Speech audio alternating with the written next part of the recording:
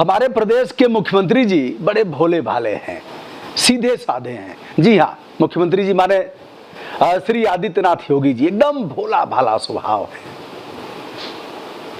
आप बताते हैं कैसे, एकदम बच्चों जैसा। आप ऐसे हमारी बात मत मानिएगा, तर्कपूर्ण ढंग से हम कहेंगे तब आप हमारी बात मान जाएंगे। सीधे साधे भोले भाले बहुत प्यारे हैं हमारे मुख्यमंत्री जी। चलिए बताता हूं दोस्तों, शराब पीने से 89 लोग दिवंगत हो गए अलीगढ़ में। इसके पहले वाराणसी में भी घटना पहले हुई थी, आजमगढ़ में अभी हालिया घटना है बहुत से, और बहुत सी रिपोर्ट आई है कि आंखों की रोशनी चली गई। लेकिन हमारे सीधे साधे मुख्यमंत्री जी किया क्या, ढा दिया बुलडोजर लगा करके शराब की दुकान। इसी शराब खाना ने पिलाया है दारू और हमारे लोग मर गए हैं। बड़े भोले भाले हैं मुख्यमंत्री जी, बहुत सीधे साधे हैं। अपराधी फरार रहेगा लेकिन दुकान ढहा दी जाएगी। अरे भैया, दुकानिया ने क्या बिगाड़ा है? माननीय मुख्यमंत्री जी, मुझे एक घटना याद आ रही है। बचपन में मैंने देखा था, हमारे मोहल्ले के एक भाई साहब थे, वो गए थे बारात में। पहले जनवास रहता था, बारात से जब आए तो सुबह देखा नाद फूट गई है। नाद माने हौदी, नाद जिसमें पशु खाते हैं, उनकी भैंस ने फोड़ दिया। पूछा, अरे नाद कैसे फूट गई? बताया गया भैंस ने फोड़ दिया। अच्छा, और भैंस बांध करके दूसरे उसमें छिट्टा में जो उसका बांस का बुना जाता है उसमें भैंस खा रही थी। अब उठाया लाठी, ठाकुर का खून, उठी लाठी और लगी बद लाठी पड़ी भैंस पर। भैंस बेचारी जीभ निकाल दी। भैंस यह नहीं जान पाई कि हम मार क्यों खा रहे हैं। अरे भैया, कल की घटना थी, नाद तो कल फूटी और रात उसके बाद हुई, सुबह हो गई, दोपहर हुआ और भैंस दूसरी जगह बांध दी गई है। वह जान नहीं पाई कि हम मार किस लिए खा रहे हैं। मुख्यमंत्री जी, अगर दुकान अवैध निर्माण हुआ है तो आप उसको यूज करते, उसमें कोविड सेंटर खोल देते, उसमें पुलिस चौकी खोल देते, उसमें आपका कोई स्कूल रहता, कोई कार्यालय रहता। दुकानिया ने क्या बिगाड़ा है? औकात तो नहीं हुई कि इस लॉकडाउन में जहां मंदिर बंद था, घंटियां बंद थी, हिम्मत नहीं थी कोई पुजारी घंटी बजा दे, औकात नहीं थी किसी मस्जिद से अजान हो जाए, हिम्मत नहीं थी किसी गुरुद्वारे से गुरु ग्रंथ साहब का पाठ सुनाई दे, औकात किसी की नहीं थी कि यीशु को याद कर ले। लेकिन आपने दारू खाना खुलवाया था। 2 विभाग हैं, एक तो जिला आबकारी अधिकारी है जो कहेगा अधिक से अधिक दारू बिकना चाहिए, दारू नहीं बिका तो तुम्हारी लाइसेंस, तुम्हारे दुकान की लाइसेंस का लाइसेंस निरस्त कर दिया जाएगा। दोस्तों, होता क्या है, चलिए बताता हूं। आपकी दुकान हुई तो ये अनुबंध होता है कि इतना दारू आपको हर दशा में उठाना ही उठाना है।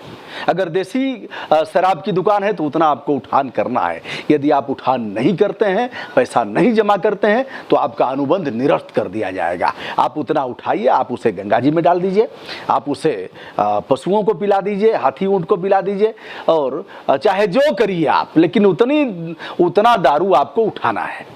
मतलब उतना लोगों को पिलाना है, हर दशा में प्रचार प्रसार करके पिलाओ चाहे। लेकिन एक आबकारी अधिकारी जो राजपत्रित अधिकारी है, वह कहेगा अधिक से अधिक दारू पिलाओ, हमें रेवेन्यू चाहिए, बिना राजस्व के शासन नहीं चलेगा। और वही अधिकारी एक और पद धारण किया है। जैसे जिलाधिकारी आपके यहाँ होंगे हर जिले में, तो जिलाधिकारी एक पद है, पहले जिलाधीश कहे जाते थे। जिलाधीश, इस माने मालिक, जिले के मालिक।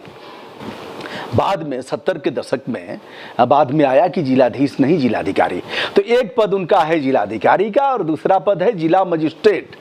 मजिस्ट्रेट की हैसियत से वह न्यायिक शक्तियों का धारक है। डीएम मुकदमा देखेगा, जेल भेजेगा, और एक अधिकार है जिलाधिकारी का जिससे प्रशासनिक सेवाओं का काम देखेगा, यानी प्रशासनिक पावर से वह ओतप्रोत रहेगा, और दूसरा उसका मजिस्ट्रेट का पावर है। अब चलिए साहब, एक आबकारी अधिकारी है जो आपको दारू पिलाएगा, और वही अधिकारी मद्य निषेध अधिकारी है। निषेध माने बंद करो। दारू पीना विष से भी भयंकर है भैया, दारू मत पीजिए। मैं तो जिला योजना में रहा हूं और यह सब देखा हूं, बहुत कम पैसा आता है, कहीं कोई प्रचार प्रसार नहीं होता है और दारू की दुकान का प्रचार प्रसार, वहाँ अर्धनग्न फोटो लगाए जाएंगे, वहाँ बताया जाएगा देसी दारू की दुकान, अंग्रेजी दारू की दुकान। लोग भी हैं कि मानने वाले नहीं हैं। 89 लोगों के मौत की पुष्टि अलीगढ़ में।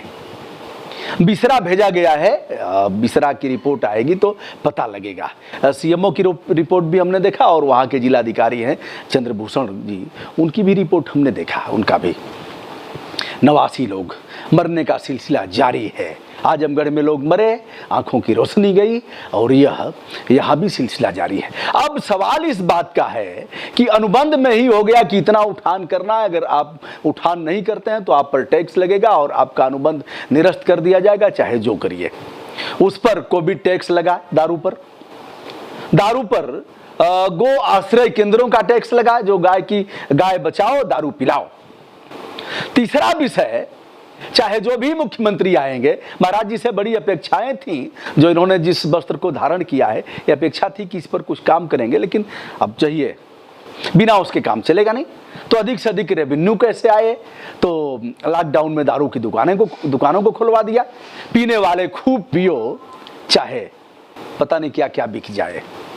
और पीने वाले भी कहेंगे साहब शाम को लगाता हूँ थोड़ी सी जब लगा लेता हूँ ना तो खाना पच जाता है, और थोड़ा सा बड़ा तनाव है, बोझ है, इसलिए थोड़ा सा लगा लेता हूँ। उनके भी तर्क हैं, आप उनके तर्क सुनेंगे तो सुनते रह जाएंगे। और रोज़ चाहिए, चाहे जो हो, घर बिक जाए, परिवार में मारा मारी होगी और पत्नी को पीटेंगे, बच्चों को पीटेंगे, परिवार में कलह हो गई, किडनी गुर्दा खत्म होते हुए मैंने देखा है, चिल्लाते हुए देखा है, परिवारों को उजड़ते हुए देखा है। तो क्या हुआ कि दुकानें ढहा दी गई, क्योंकि सबसे बड़ा कसूर तो दुकानों का था। अब बच्चा गिर जाता है, कभी कभी आपने देखा होगा, बच्चा गिर गया खेलते खेलते, तो अब उसको भुलवाएंगे कैसे? भुलवाते हैं कि उस जमीन को ही पीटेंगे, किसी ने गिराया है, स्टूल को पीटेंगे, कुर्सी को पीटेंगे, साइकिल और मोटरसाइकिल को पीटेंगे, मरो इसी ने गिराया है, बाबू को इसी ने गिरा दिया है, तो बाबू भी चुप हो जाएगा। तो ऐसे ही बाबू लोग हैं, तो चुप हो जाएंगे। यही वह कारण है कि प्रगति नहीं हो रही है, यही वह कारण है कि हम जातियों में, वर्ग में, संप्रदाय में, ऐसी सीमित क्यारियों में हम बटे हुए हैं, जिससे कि ऐसे ही कुर्सी और मेज को पीट करके, मोटरसाइकिल और साइकिल को पीट करके लोग भुलवा देते हैं। इसी में हम भूल जाते हैं दारू पीने वालों को मुआवजा भी मिलेगा, मुआवजा भी दिया जाएगा। बहन जी की गवर्नमेंट थी, वाराणसी में बहुत से लोग दारू पी करके मरे थे और सबको मुआवजा दिया गया था, यहाँ भी मुआवजा दिया जाएगा। कारण कि संविधान कहता है कि राज्य का दायित्व है कि हम रक्षा करेंगे। आर्टिकल 21 की अगर हम बात करें तो संविधान कहता है कि राज्य के दायित्व का निर्धारण करते हुए कहता है कि प्रदेश और देश के सभी व्यक्तियों के बहुमूल्य जीवन की सुरक्षा और संरक्षा करना राज्य का दायित्व है। राज्य अगर इस पर असफल होता है तो स्टेट बनाम फला मुकदमा दर्ज होगा, राज्य के विरुद्ध मुकदमे दर्ज होते हैं। राज्य इसलिए क्षतिपूर्ति देता है, कहीं बम ब्लास्ट हो गया, कहीं ऐसी घटनाएं हो गई तो राज्य कहेगा कि मृतकों के परिवार को, आश्रितों को 5-5 लाख रुपए और ऐसे हम दे रहे हैं, और घायलों को 50-50 हज़ार रुपए से, इसलिए कि हमने रक्षा नहीं किया। यह राज्य का दायित्व था और उस दायित्व का रक्षा करने में रेलवे मुआवजा देता है, रोडवेज मुआवजा देता है कि बस लड़ गई, ट्रेन लड़ गई तो हम इतना मुआवजा दे रहे हैं क्योंकि हम रक्षा नहीं कर पाए। ऐसे ही एरोप्लेन में होता है तो उसमें भी। तो दोस्तों, अब सबसे बड़ा कसूर तो दुकानों का था, ढहा दिया गया। और माननीय मुख्यमंत्री जी बड़े भोले भाले हैं, बड़े सीधे साधे हैं बेचारे, और कोई दोष नहीं है। सबसे पहले बुलडोजर लगा के उसी को ढालाएंगे।